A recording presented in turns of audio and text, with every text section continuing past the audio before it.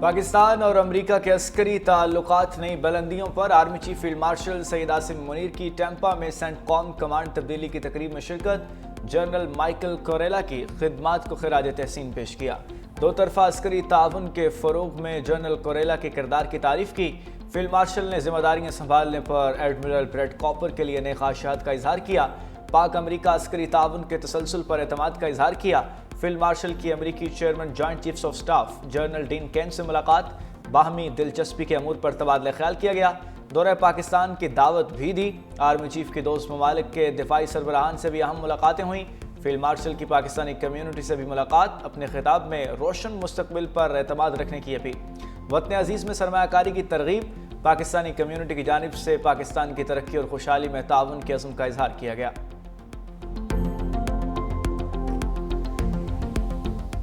کراچی میں ڈمپر تلے کچلے جانے والے بہن بھائی کی موت کا مقدمہ درج۔ ہیوی ٹریفک کے حادثات میں جاں بحق افراد کی تعداد 564 ہو گئی۔ ڈمپر تلے کچلی جانے والی ماہنور اور احمد رضا کی میتیں سرد خانے منتقل۔ نماز جنازہ ادا، سپرد خاک کر دیا گیا۔ حادثے میں جاں بحق ہونے والی ماہنور کی آئندہ ماہ شادی تھی۔ حادثے کے بعد مشتعل افراد نے 7 ڈمپر جلا دیے۔ ڈرائیور پر بھی تشدد۔ پولیس نے موقع پر پہنچ کر ڈرائیور کو تحویل میں لے لیا۔ فائر بریگیڈ کے عملے نے موقع پر پہنچ کر آگ بجھائی۔ حادثے میں زخمی والد ہسپتال میں زیر علاج۔ گورنر سندھ کامران ٹسوری نے کہا مشتعل شہری قانون ہاتھ میں لینے سے گریز کریں۔ سندھ حکومت حادثے کے ذمہ دار ڈمپر ڈرائیور کو قرار واقعی سزا دلوائے۔ قاتل ڈمپر نے ماہنور کے عروسی جوڑے سے پہلے ہی کفن پہنا دیا۔ 22 سالہ ماہنور کی اگلے ماہ شادی تھی۔ والدین بیٹی کے لیے جہیز کا سامان خرید رہے تھے مگر قسمت نے ہاتھوں کو مہندی سے سجانے کا وقت ہی نہ دیا۔ خوشیوں میں بھرا گھر ماتم میں تبدیل ہو گیا۔ ایک لمحے میں سب خواب الٹ گئے۔ زخمی والد کو بیٹی اور لخت جگر کی موت کی اطلاع نہیں دی گئی۔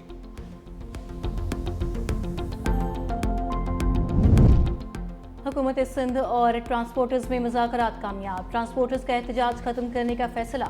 سینئر وزیر شرجیل انعام میمن کی ٹرانسپورٹرز سے ملاقات۔ حادثے اور پرتشدد واقعات پر تشویش کا اظہار۔ شرجیل میمن کی پرتشدد واقعات کی شدید مذمت۔ کہا انسانی جان کا ضیاع ناقابل تلافی ہے اور یہ ہمارے لیے انتہائی افسوسناک ہے۔ اس بات کو یقینی بنایا جائے کہ آئندہ ایسے واقعات رونما نہ ہوں۔ جنہوں نے قانون ہاتھ میں لیا اور فسادات کو ہوا دی ان پر انسداد دہشت گردی کے تحت مقدمات درج ہوں گے۔ ٹرانسپورٹرز کے نقصان کے تعین کے لیے کمیٹی تشکیل دی جائے گی۔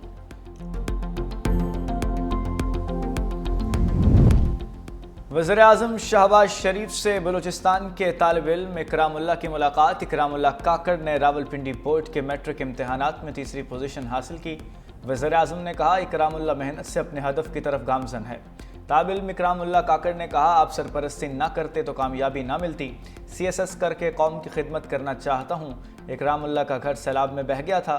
وزیر اعظم نے قلعہ سیف اللہ کے دورے پر اکرام اللہ کے تعلیمی اخراجات اٹھانے کا اعلان کیا تھا۔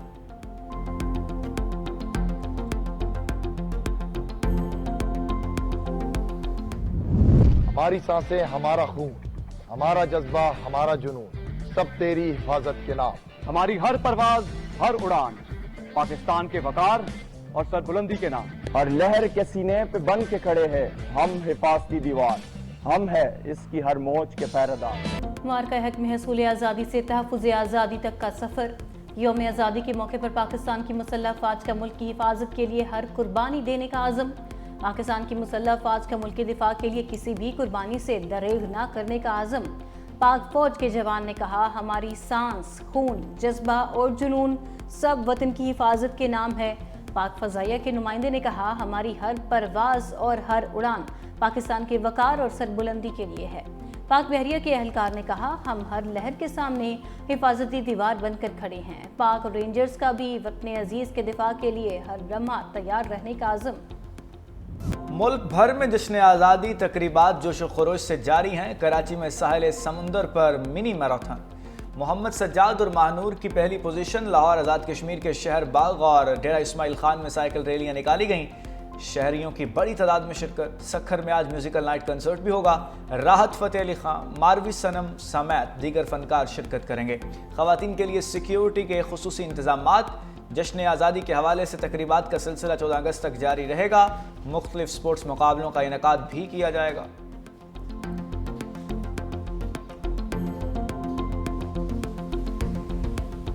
پاکستان نے، پاکستانی افواج نے، پاکستانی فورسز نے، پوری قوم نے مل کر بھارت کو عبرتناک شکست دی ہے، اور اس عبرتناک شکست جو بھارت کو پوری پاکستانی قوم نے دی ہے، اس کے آفٹر افیکٹس آج دن تک بھارت اس اسٹیٹ آف شاک سے نہیں نکل سکی ہے۔ کل ان کا ایک ایئر فورس چیف جو ہے پیدا ہو گیا اچانک کہ جی ہم نے بھی گرائے۔ ان کے ملک میں اتنا ان کے اوپر لعن طعنہ ہوا، اتنا ان کو مودی حکومت کو، انڈین آرمی کو، انڈین ایئر فورس کو لوگوں نے جس طرح کرٹیسائز کیا ہے بھارت میں بیٹھ کر، بھارتیوں نے اب اپنی فیس سیونگ کے لیے کہہ رہے جی ہم نے یہ بھی کر دیا، ہم نے وہ بھی کر دیا۔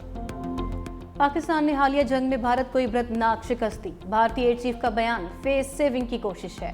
سینئر وزیر سندھ شرجیل انعام میمن کی نیشنل اسٹیڈیم میں میڈیا سے گفتگو، کہا پاکستان کے ہاتھوں شکست کے بعد بھارتی رہنما اپنے عوام کو منہ دکھانے کے قابل نہیں رہے۔ ہم جشن آزادی کے ساتھ مارکہ حق کی جیت کی بھی خوشی منا رہے ہیں۔ 13 اگست کو کراچی کے نیشنل اسٹیڈیم میں گرینڈ میوزیکل شو ہوگا۔ یہ سندھ حکومت یا پیپلز پارٹی کے نہیں، پاکستان کے پروگرامز ہیں۔ شرجیل میمن نے نیشنل اسٹیڈیم میں یوم آزادی گرینڈ میوزیکل شو کے انتظامات کا بھی جائزہ لیا۔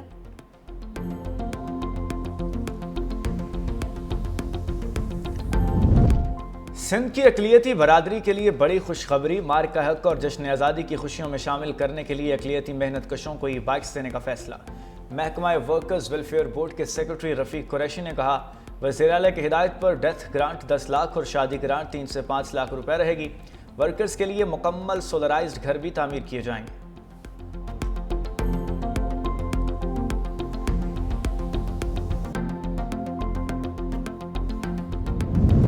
پاکستان اور امریکہ کے دو طرفہ تجارتی حجم میں 16% اضافہ، 365 نے اعداد و شمار حاصل کر لیے۔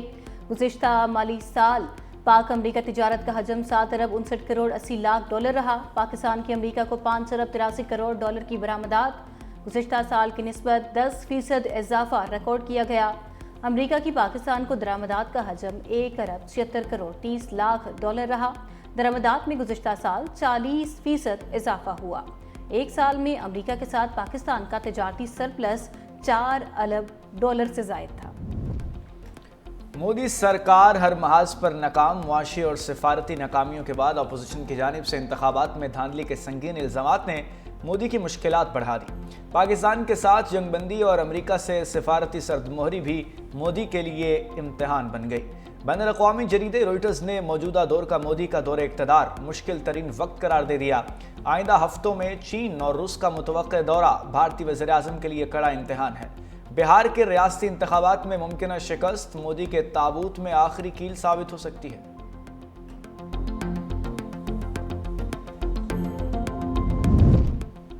ڈیپٹی وزیر اعظم اور وزیر خارجہ اسحاق ڈار کا ترکیہ کے وزیر خارجہ حکان فیدان سے رابطہ، دو طرفہ تعاون اور علاقائی اور عالمی امور پر تبادلہ خیال۔ دونوں رہنماؤں کا غزہ کی سنگین انسانی صورتحال پر گہری تشویش کا اظہار۔ اسرائیل کے مکمل فوجی قبضے کے منصوبے کی شدید مذمت۔ اسحاق ڈار نے کہا اسرائیلی منصوبہ بین الاقوامی قوانین اور سلامتی کونسل کی قراردادوں کی کھلی خلاف ورزی ہے۔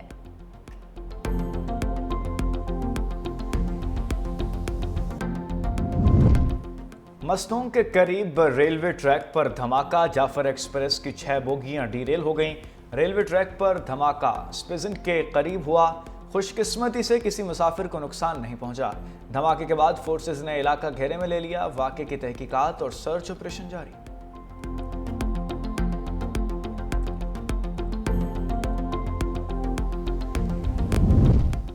بھارتی جارحیت میں شہید ہونے والے معصوم شہریوں کی یاد میں آزاد کشمیر اور پنجاب میں دعائیہ تقریبات۔ مظفر آباد، کوٹلی، راول پنڈی، لاہور، بہاولپور، اوکاڑا، گجرانوالہ، ڈیرہ غازی خان، سرگودا، ساہیوال اور ملتان میں شہداء کے لیے دعائیہ تقریبات۔ پاکستانی قوم اپنے شہداء کو بھولی نہیں اور نہ کبھی بھولے گی۔ مارکہ حق شہداء فاؤنڈیشن کی جانب سے اسلام آباد میں بھارتی جارحیت کے خلاف بھرپور احتجاج بھی کیا گیا۔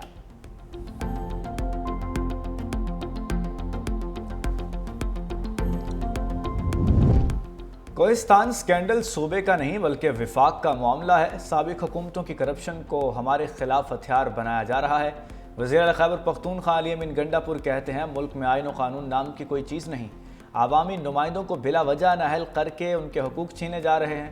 رجیم چینج سے حکومت گرانے کے بعد پی ٹی آئی حالت جنگ میں ہے۔ یہ پاکستان اور آزادی کی جنگ ہے اور ہم آخری دم تک لڑیں گے۔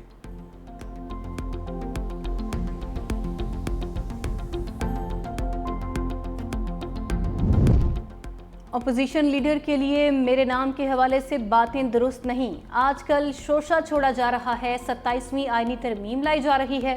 ملک میں موجودہ نظام آئینی ہے، نا قانونی۔ پی ٹی آئی رہنما اسد قیصر کی میڈیا سے گفتگو، کہا مجھے خدشہ ہے کہ ملک ایک شدید انارکی کی طرف جا رہا ہے۔ میرٹ پر سنے جائیں تو مقدمات میں کچھ نہیں رکھا۔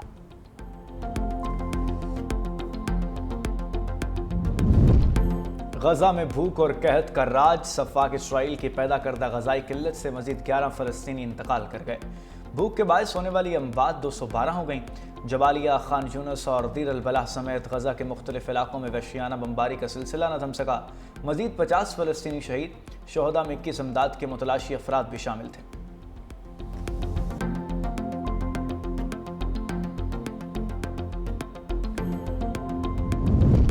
ترک صدر رجب طیب ایردوان کا فلسطینی صدر محمود عباس سے ٹیلی فونک رابطہ، غزہ پر اسرائیلی حملے اور قابض فوج کے مکمل کنٹرول کے فیصلے پر اظہار تشویش۔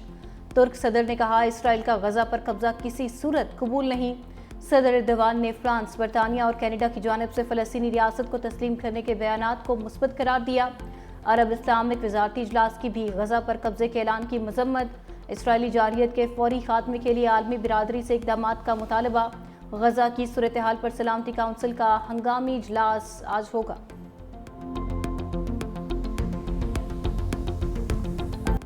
لاہور سمیت پنجاب کے مختلف علاقوں میں کہیں تیز کہیں ہلکی بارش۔ محکمہ موسمیات کی 13 اگست سے لاہور میں بارشوں کے نئے اسپیل کی پیش گوئی۔ ملک کے 3 بڑے ڈیم میں پانی کا ذخیرہ 1,03,82,000 ایکڑ فٹ ہو گیا۔ 5 ماہ بعد آبی ذخائر 80% تک بھر گئے۔